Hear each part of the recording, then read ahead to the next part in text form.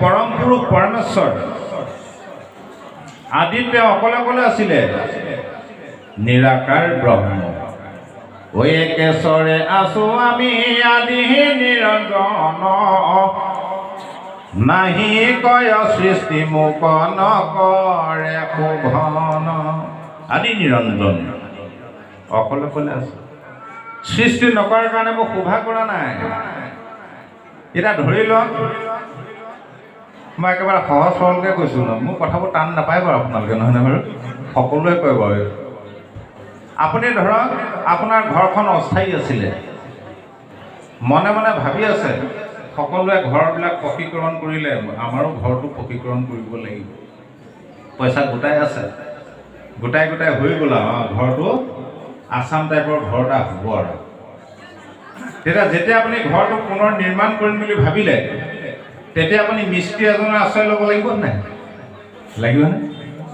মিস্ত্ৰীজনে আপোনাক 5টা বস্তুৰ হিচাপ দিব: শিল, বালি, ইটা, চিমেণ্ট আৰু ৰড। তইতো পৰম পুৰুষ পৰমেশ্বৰে যেতিয়া নিজৰ ঘৰখন পুনৰ নিৰ্মাণ কৰিম বুলি মনতে ভাবিলে, অৰ্থাৎ প্ৰপঞ্চ সৃষ্টি কৰিম বুলি ভাবিলে, তেওঁক আকৌ মিস্ত্ৰী এজন লাগিব নহয়। ভগৱন্ত নিজেই হাতুৰি কটালি ল'ব নেকি? মিস্ত্ৰীজন ক'ত পাব এতিয়া? তেওঁতো নিজে বনাই পেলাবলৈ নিজেই বনাই পেলালে মিস্ত্ৰী এটা। ঐ একেশ্বৰে থাকি আমি কৰোঁ কোন কাজ, শৰীৰৰ পৰা মায়া কৰি লন্তবাজ। মায়া সৃষ্টি কৰি পেলালে।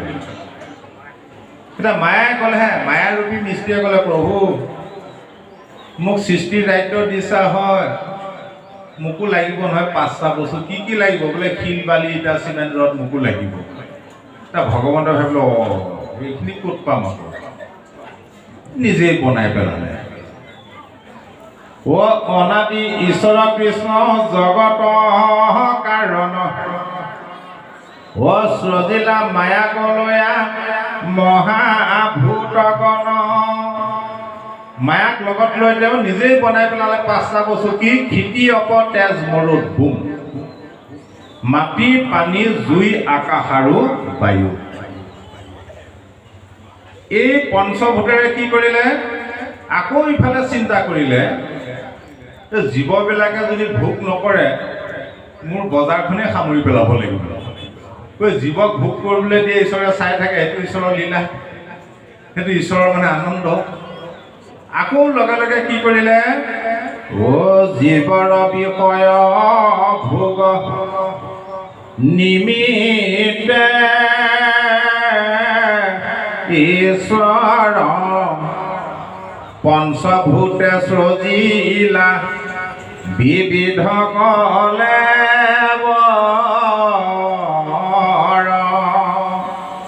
সেই 5টা ভূতেৰে তেওঁ বিভিন্ন দেহবিলাক সৃষ্টি কৰিলে। বিভিন্ন দেহ, গুৰি পৰুৱাৰ পৰা গজহস্তীলৈকে, জীৱশ্ৰেষ্ঠ মনুষ্যলৈকে, বায়ুমণ্ডলত ভাঙি ফুৰা। আকৌ এনেকুৱাকৈ সৃষ্টি, তাৰমানে ভগৱন্তহে মায়াক লগত লৈ এনেকুৱা এটা ফৰ্মাৰ বনালে, একেটা ফৰ্মাৰতে বিভিন্ন ডিজাইন ওলায়। আমাৰ আকৌ মিস্ত্ৰীবিলাকে যিটো ফৰ্মাৰ বনায়, একেটা ফৰ্মাৰতে একেটা ডিজাইন ওলায় নে বাৰু? এতিয়া মানুহবিলাককে চাওকচোন বাৰু, সৃষ্টিৰ পৰা আজি তাৰিখলৈকে যিমান মানুহ সৃষ্টি হ'ল, কাৰো চেহেৰা কাৰো লগত নিমিলে। আৰু যিমান আছে কাৰো লগত নিমিলে, যিমান আহিব কাৰো লগত নিমিলে। আপুনি মিটিং এখনলৈ গ'ল, আইগৰাকীক লগত লৈ, সন্ধ্যা লাগিলে, ঘৰলৈ যাব হ'ল, চাবিটো আছে আইগৰাকীৰ হাতত। আইগৰাকী আকৌ 1000গৰাকী মাতৃৰ মাজত বহি আছে। আপুনি বিচাৰি বিচাৰি বিচাৰি বিচাৰি এইজনীয়ে মোৰ মানুহজনী বুলি বিচাৰি লিখিব পাৰিব নহয়? কেলে পাৰিলে? কাৰণ আনৰ লগত চেহেৰাটো নিমিলে। যদি কেনেবাকৈ একে চেহেৰা হ'লহেঁতেন, ভাবকচোন, এখন গোটেইখন খেলিমেলি লাগিলে। ঈশ্বৰে তেতিয়াই চিন্তা কৰিলে মানুহে খেলিমেলি কৰিব, সেইকাৰণে চেহেৰা মিলাই নিদিওঁ আৰু। আকৌ ইফালে কি হ'ল? বোলে চকুকেইটা আছে, চকু টিপটো নাই। দেহবিলাক বনালে। কাণখন আছে, আকৌ নুশুনে। নাকটো আছে, আকৌ উশাহ নিশাহ ল'ব নোৱাৰে। হাত ভৰি আছে, বোলে যাবও নোৱাৰে, লৰাবও নোৱাৰে। মুখখন আছে, একো কথাও ক'ব নোৱাৰে। কি হ'ব এতিয়া? লগে লগে ও মায়ায়ে উপাধি প্ৰাণী সৃজিলা অশেষ তাতে অন্তৰ্যামী ৰূপে ভৈল প্ৰৱেশ। সেই মায়াই বিভিন্ন উপাধি প্ৰাণীৰ সৃষ্টি কৰি তাৰমানে কিমান প্ৰজাতিৰ প্ৰাণীৰ সৃষ্টি কৰিলে এতিয়া বিজ্ঞানেও হিচাপ কৰি শেষ কৰিব পৰা নাই। তাত লগে লগে আকৌ তেওঁ অন্তৰ্যামী ৰূপে দেহবিলাকত প্ৰৱেশ কৰিলে। সেইকাৰণে আমাৰ দেহটো এতিয়া চৈতন্য হৈ আছে। এতিয়া ভগৱন্ত যে আমাৰ দেহত আছে প্ৰমাণ চাবচোন। আপোনালোকৰ প্ৰত্যেকৰে এই চকুকেইটা টিপ টিপ টাপ টাপ কৰি আছে নে বাৰু? এই চকু টিপটো মাৰোঁ বুলি মাৰিছে নে নিজে নিজে হৈ আছে? নিজে নিজে হৈ আছে কাৰণে বাচিছে, মাৰোঁ বুলি মাৰিলেও বন্ধ বুলি। এটা টিভিত দেখিছিলে নাই, গুৱাহাটীত মানে চিটি বাছত ল'ৰা এটাই ধুনীয়া ছোৱালী এজনী দেখিলে দিলে চকু টিপটো মাৰি 3 মাহ জেলত সোমাই থাকিল। তাৰমানে আমাৰ নিজে এই চকু টিপটোৰ ওপৰতো আমাৰ অধিকাৰ নাই। নাকেৰে উশাহ নিশাহ ল বুলি লৈছে নে নিজে নিজে হৈ আছে? বোলে নিজে নিজে হৈ আছে। ল বুলি ল'লে হিলি থাকিব লাগিব। কোন থকাৰ কাৰণে হৈছে? পৰম পুৰুষ পৰমেশ্বৰ পৰমাত্মাৰ বাবে আমাৰ হৃদয়ত বিৰাজমান হৈ থকাৰ কাৰণে এইখিনি হৈ আছে। তেওঁ যদি কেনেবাকৈ কয় হেৰা অকণমান বহাচোন দেই মই বাহিৰৰ পৰা আহোঁ, আপুনি বহি থাকিব পাৰিবনে বাৰু? সেইজন ওলাই যোৱাৰ লগে লগে আপোনাক শ্মশান পোৱাই লাগে। গতিকে আমাৰ বাহাদুৰি কৰিবলগীয়া, গৰ্ব কৰিবলগীয়া, অহংকাৰ কৰিবলগীয়া, বোলে মই উচ্চ তেওঁ নিচ্চ, মই ধনী তেওঁ দুখীয়া, তেওঁ বোলে কোলা মই বগী ধুনীয়া এজনী, এইজনী বৰ কলি, লাভ নাই এইবোৰ কৰি। বুজি পাইছেনে? দুদিনীয়া দেহা। তাৰপিছত কি হ'ল? এটা দেহটো বনালে জীৱই বোলে ভোগ কৰিব নোৱাৰে, অকল দেহটো থাকিলে। কি লাগিব? ইন্দ্ৰিয়বিলাক লাগিব। বিভঞ্জিয়াই আপোনাক প্ৰভু নাৰায়ণ সৃজিলা ইন্দ্ৰিয়গণ বুদ্ধি প্ৰাণ মন। দশন্য সৃষ্টি কৰিলে নহ'ব বোলে, মনটো লাগিব। বোলে মনটো থাকিলেও নহ'ব, মনে বোলে ভাবি গুণি থাকোঁতেই যায়। আজি অনুষ্ঠানলৈ আহিবৰ কাৰণে ৰাতিপুৱা 6টা বজাৰ পৰা কিমান ভাবি গুণি যেন তেনে আহি পালেহি আৰু নহয় ঘৰ। কেনেকৈ আহিলে? বুদ্ধিক খাটাং কৰাৰ কাৰণে আহিব পাৰিলে, আকৌ বুদ্ধিটো দি দিলে। যেতিয়া জীৱই সম্পূৰ্ণ পাই গ'ল, কোনে পায় আৰু? ইন্দ্ৰিয়ৰ সংগে জীৱে ভুঞ্জে বিষয়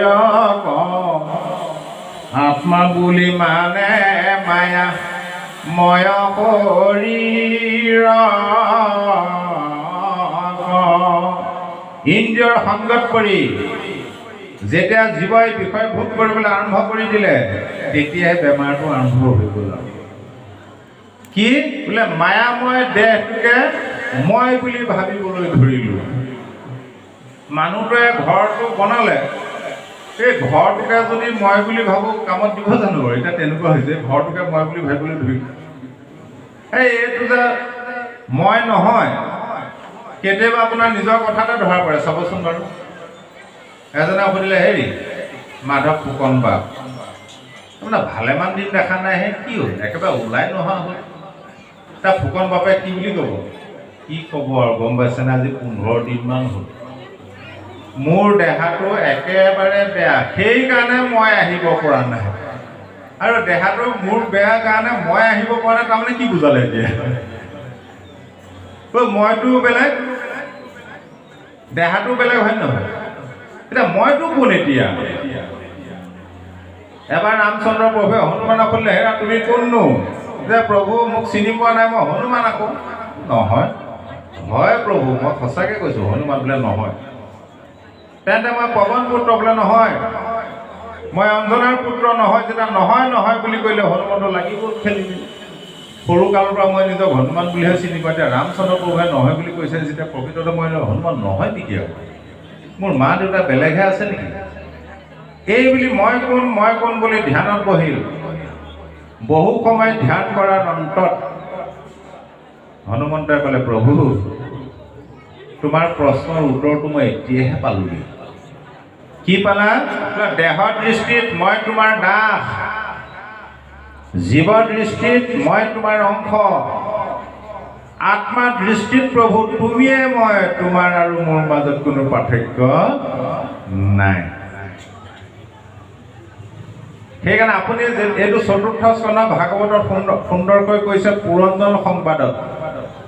আপুনি যেতিয়া আইনাখনৰ সন্মুখত থিয় হৈ দিব, আইনাখনত আপোনাৰ চেহেৰাটো দেখে নে বেলেগৰ চেহেৰা দেখে? আপোনাৰটো দেখে। একে দেখে নে দেখে? ৰূপহু দেখিব লাগিব। ক'লা মলা দেখিলে সেই আইনাখন বেয়া দেই, বেলেগ এখন আনক। একে ৰং দেখিব লাগিব। সেইদৰে জীৱ আত্মা পৰমাত্মা দুই বিচাৰত একে প্ৰকাশ সতদিত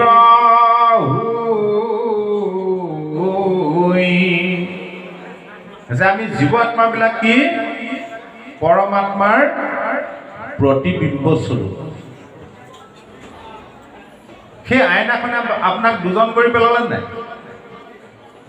ঠিক সেইদৰে মায়াৰূপী দাপোনখনে জীৱ আত্মাবিলাকক পৰমাত্মাৰ পৰা পৃথক কৰি পেলালে, যাৰ কাৰণে আমি পৰমাত্মাক উপলব্ধি কৰিব নোৱাৰি দেহটোকে মই বুলি ভাবি থাকোঁ।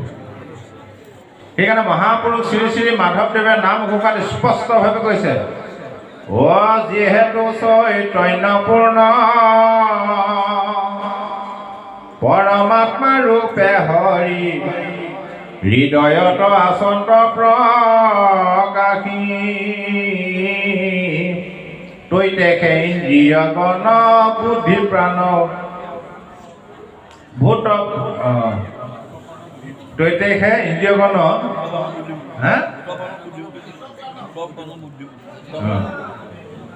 প্ৰৱৰ্তে যতেক জল ৰাখি। তাৰমানে চৈতন্যপূৰ্ণ পৰমাত্মা ৰূপে পৰম পুৰুষ পৰমেশ্বৰ আমাৰ হৃদয়ত বিৰাজমান হৈ থকাৰ কাৰণে ইন্দ্ৰিয়বিলাক পঞ্চভূত এইবিলাক চৈতন্য হৈ আছে। আৰু এইটো উপলব্ধি কৰিবলৈ হ'লে আমি কি কৰিব লাগিব? সেই মায়াৰ দাপোনখন ভাঙিব লাগিব। মায়াৰ দাপোন ভাঙিবলৈ হ'লে ঈশ্বৰৰ কিন্তু কৃপা লাগিবই। এতিয়া আমাৰ প্ৰত্যেক মনুষ্য আমি ঈশ্বৰক কওঁ, প্ৰভু কৃপা কৰা, কৃপা কৰা, কৃপা কৰা। হয় হয়, কৃপা কৰা, কৃপা কৰা কৈ থাকিলে ঈশ্বৰে কৃপা কৰিব জানো পোনপটীয়াকৈ? আপুনি এইফালে ক'ৰবাত নাটক এখন চাবলৈ গ'ল, এই মোবাইলত দেখি থাকে সদায়, চাওঁগৈ আহিছে আমাক, গৈ আছে, গৈ গৈ গেটত ধৰিব নাই আপোনাক? কি বুলি ক'ব? বোলে টিকেটটো চাওঁ। বোলে টিকেট নাই কটা নহয়, নহ'ব। টিকেট নহ'লে নাটক চাবলৈ পাবনে বাৰু? এই ভগৱন্ত কৃষ্ণ ক'লে প্ৰভু কৃপা কৰা, কৃষ্ণই ক'লে টিকেটটো কাটিলে নাই? বোলে নাই কটা, যোৱা টিকেটটো লৈ নাই। সেইকাৰণে আমি টিকেটটোতহে গুৰুত্ব দিব লাগে। আমি আকৌ টিকেটটোত গুৰুত্ব নিদিওঁ, পোনপটীয়াকৈ ঈশ্বৰৰ কৃপাটো লাগে। বোলে ঈশ্বৰৰ কৃপা পাবলৈ হ'লে টিকেটটো কোনটো টিকেট কাটিব লাগিব? ভকতসকলে যে আশীৰ্বাদ দেৱেকে নিলয় কৃষ্ণ দেৱৰ প্ৰসাদ। সেইটো তেতিয়াহে কৃষ্ণৰ প্ৰিয় পাত্ৰ হ'ব, যাৰ ওপৰত একান্ত ভকতৰ আশীৰ্বাদ থাকিব, তেওঁৰ ওপৰতহে ঈশ্বৰৰ কৃপা হ'ব। স্বয়ং ভগৱন্ত কৃষ্ণদেৱে এদিন উদ্ধৱক মাতি পঠালে, হেৰা উদ্ধৱ, তুমি য'তেই আছা তুৰন্তে আহা, মই বিপদত পৰিছোঁ। উদ্ধৱে ভাবিলে ভগৱন্তও বিপদত পৰিছে। লৰালৰিকে আহিলে, প্ৰভু বৰ ডাঙৰ বিপদত পৰিছোঁ। উদ্ধৱে হাঁহি মাৰি প্ৰভু তোমাৰ বিপদ? বোলে নহয়, এই জৰাসন্ধই মোৰ ভক্ত ৰজাবিলাকক বন্দী কৰি থৈ দিছে। এতিয়া কৃষ্ণ চতুৰ্দশীৰ দিনা সকলোকে এতিয়া বলি দিব। মই ভাবি ভাবি উপায় পোৱা নাই, টোপনি ক্ষতি হৈছেগৈ, আৰু কেনেকৈ সিহঁতক উদ্ধাৰ কৰোঁ? উদ্ধৱে মিচিককৈ হাঁহি মাৰিছে, প্ৰভু তোমাৰ কি দিলা? তুমি আঁচনিখন পাতি থৈয়ে দিছা, কেনেকৈ কি কৰিবা? মোক মাত্ৰ লোকশিক্ষাৰ কাৰণে সুধিছা। সুধিছা যেতিয়া কৈছোঁ আৰু, এনেকৈ কৰা তেনেকৈ কৰা। অৰ্থাৎ যিকোনো কৰ্ম কৰিবলৈ যাওঁতে আমি সদায় ভকতৰ আজ্ঞা লৈ ল'ব লাগে। যিকোনো কৰ্ম, ঘৰখন বনাবলৈ লৈছে, গুৰুগীৰ বনাবলৈ লৈছে, নাম এষাৰ পাতিবলৈ লৈছে, ভকত আপুনি পাতিয়ে ধৰিছে আঁচনি, হ'লেও ভকতক সোধক যে কেনেকৈ কি কৰিলে হ'ব। আপুনি ব্ৰইলাৰ ফাৰ্ম খুলিবলৈ লৈছে, গাহৰি ফাৰ্ম খুলিবলৈ লৈছে, ভকতক আজ্ঞাটো লৈ লওক, তেতিয়া গণ্ডগোল নালাগে নহয়। এই সকলো কাম কৰিবলৈ ভকতৰ আজ্ঞা লৈ আকৌ ব্ৰইলাৰ ফাৰ্ম খুলিবলৈ ভকতৰ আজ্ঞা নলয়, সেইকাৰণে বহিষ্কাৰ হ'বলগীয়া হয়। কি কৰিব, কাগাত দুখ পৰক, উল্টাই আকৌ ভকতকে দোষাৰোপ কৰি দিয়ে। ভকতে যেনেদৰে ভগৱন্তৰ গুণ গাই গাই আনন্দত আপ্লুত হৈ থাকে, ভগৱন্তই বোলে ভকতৰ গুণ গাই গাই আনন্দত আপ্লুত হৈ থাকে, মৰমৰ ভাইজাল লক্ষ্মীকো পাহৰি থাকে। প্ৰমাণ দিলে বৈকুণ্ঠ প্ৰায়ণৰ আগত উদ্ধৱৰ আগত ভকতৰ গুণ গাবলৈ আৰম্ভ কৰিলে। হেৰা উদ্ধৱ, তুমি মোৰ প্ৰাণৰ বান্ধৱ, অ ভকতেকে মূৰৰ ঋণী জানিবা নিশ্চয়, অ ভকত জনৰ জানা আমি হৃদয়, অ মই বিনে ভকতে চিন্তে কিছু আনো, ভকতত পৰে মই নজানো আন। এইদৰে গাই গাই গাই গাই কৈ কৈ শেষত এটা আচৰিত কথা কৈ দিলে উদ্ধৱ। হেৰা উদ্ধৱ, অ ভকত সমান সখী মোৰ গুণ আছে, ময়ো মহাভকতৰ ফুৰো পাছেটো আচৰিত কথা কোৱা নাই বাৰু। জগতৰ ঈশ্বৰ হয়নো বা ভকতৰ পাছত পাছত ঘূৰি ফুৰিলে কি দৰ। আকৌ মনতে ভাবিলে, মই মুখেৰে ক'লে কিন্তু কলিৰ মলমতি মনুষ্য সহজে নেমানিব। সেই আগতেই চিন্তা কৰিলে, গতিকে মই হাতে কামে কৰিয়ে প্ৰমাণ কৰি দিম, দেখাই থৈ যাওঁ তেওঁ যে ভকতৰ অধীন। কেতিয়া প্ৰমাণ কৰিলে? কুৰুক্ষেত্ৰ মহাসমৰত। কুৰুক্ষেত্ৰ যুদ্ধলৈ কেইটামান দিন বাকী আছে আৰু তেনেতে এদিন ভগৱন্ত কৃষ্ণ পিতামহ ভীষ্মৰ সন্মুখত উপস্থিত হ'ল। পিতামহ ক'লে, পিতামহ মই তোমাৰ ওচৰলৈ আহিছোঁ এটা বিশেষ কথা জানিবৰ কাৰণে। তাই ভীষ্মই হাঁহি হাঁহি ক'লে, হে যদুপতি কৃষ্ণ, তুমি অন্তৰ্যামী, তুমি সৰ্বজ্ঞ, তুমি নজনা কথা কি আছে আকৌ মোৰ পৰা জানিবলৈ আহিছা? নহয় পিতামহ, তুমি মোক মাত্ৰ এটা কথা ক'ব লাগিব যে আগন্তুক কুৰুক্ষেত্ৰ মহাসমৰত কোনটো পক্ষৰ জয় হ'ব, তুমি মোক সেই কথাটো ক'ব লাগে। ভীষ্মই ক'লে হাঁহি হাঁহি কৈছে, হে যদুপতি, যিটো পক্ষত তুমি আছা, যিটো পক্ষত স্বয়ং সৃষ্টি স্থিতি প্ৰলয়ৰ গৰাকী আছে, সেই পক্ষৰ জয় নহয় বাৰু কাৰ জয় হ'ব পাৰে?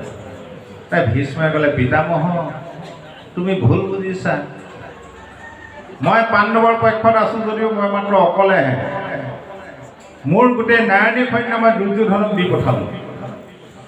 দ্বিতীয়তে মই পাণ্ডৱৰ পক্ষত আছোঁ যদিও অৰ্জুনৰ ৰথৰ সাৰথিহে, মই কোনোদিন অস্ত্ৰ ধৰি কুৰুক্ষেত্ৰ মহাসমৰত যুদ্ধ নকৰোঁ। তুমি সঁচাকৈ অস্ত্ৰ নধৰা নে? বোলে নধৰোঁ। বোলে মানিবলৈ টান পাইছোঁ। তেতিয়া কৃষ্ণই ক'লে, হে পিতামহ, তুমি যদি মোৰ কথাত বিশ্বাস নকৰা তেন্তে তোমাক মই আজি সত্য কৰি কওঁ শুনা। এই বুলি কৃষ্ণদেৱে শপত খাইছে, ৰথি হুয়ানো যুঁজিবু বোলো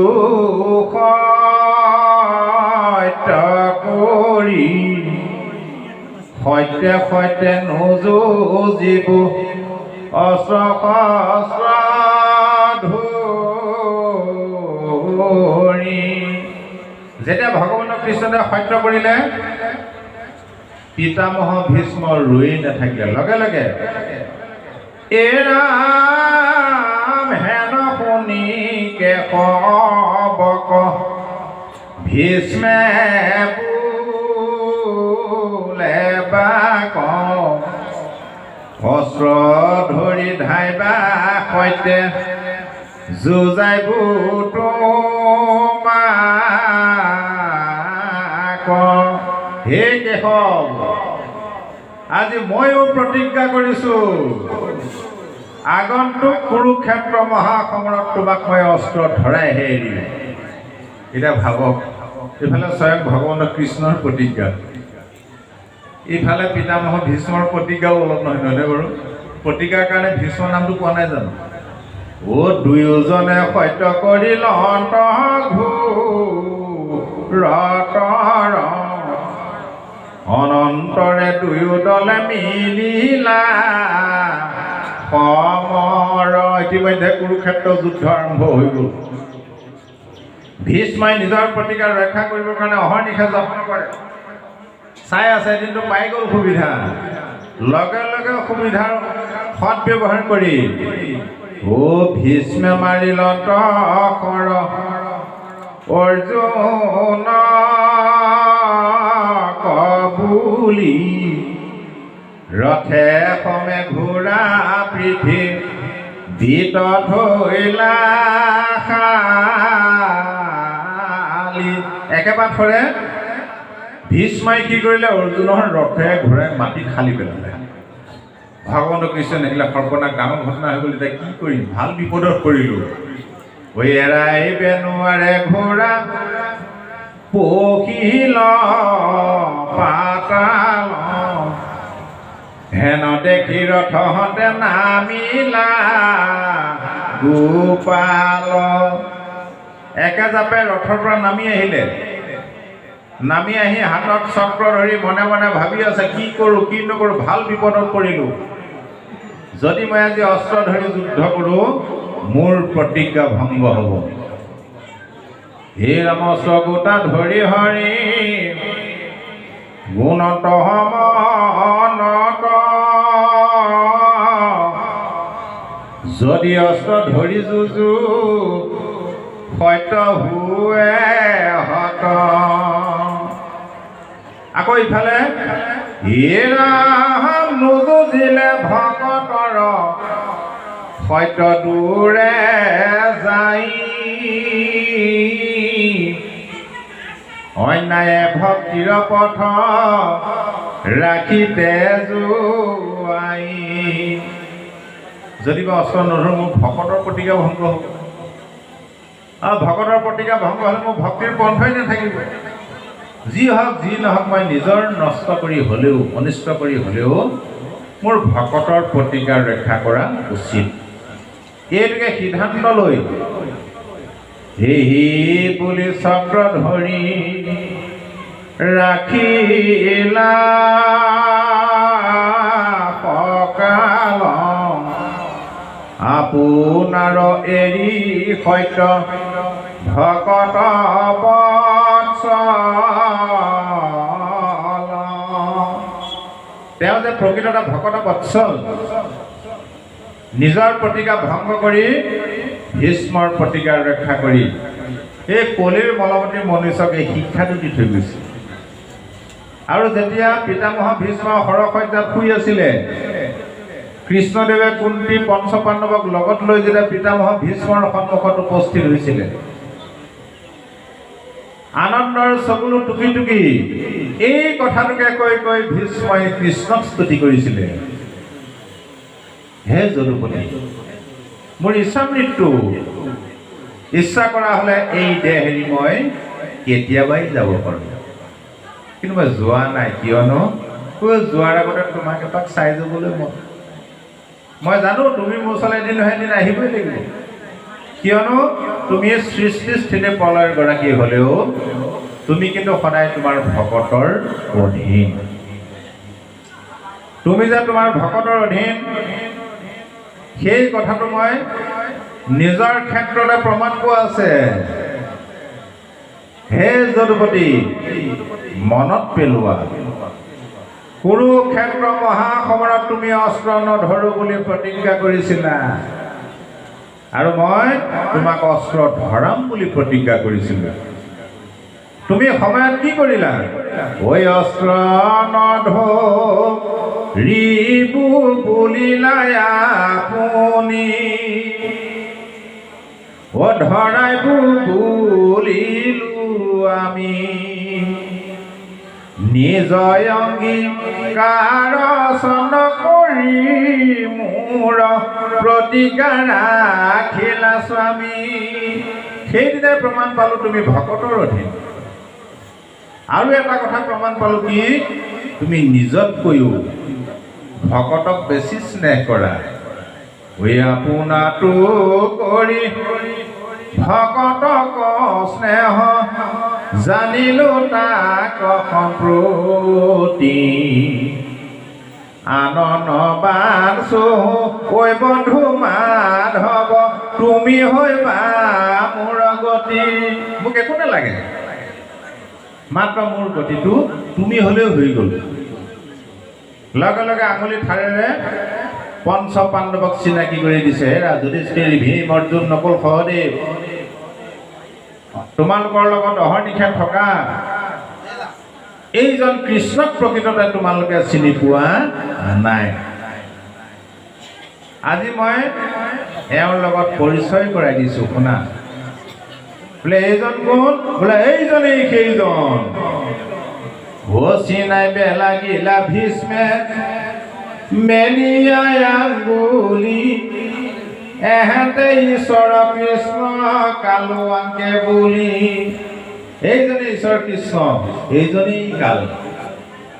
অসম্প্ৰতি আচন্ত হুয়া দৈৱ কীৰ্তনয়, আন্তে হুই জগতৰে সৃষ্টি স্থিতি লয়। এওঁ বৰ্তমান দৈৱকী পুত্ৰ হৈ আছেহি। এওঁ সৃষ্টিও কৰে, পালনো কৰে, সংহাৰো কৰে।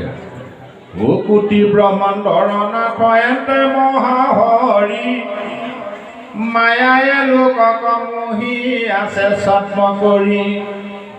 এইজন কোটি কোটি ব্ৰহ্মাণ্ডৰ অধিকাৰী কোন? মহাহৰি। এওঁ বৰ্তমান মায়া কৰি মানুহৰ মনটো মোহি থৈ দিছে।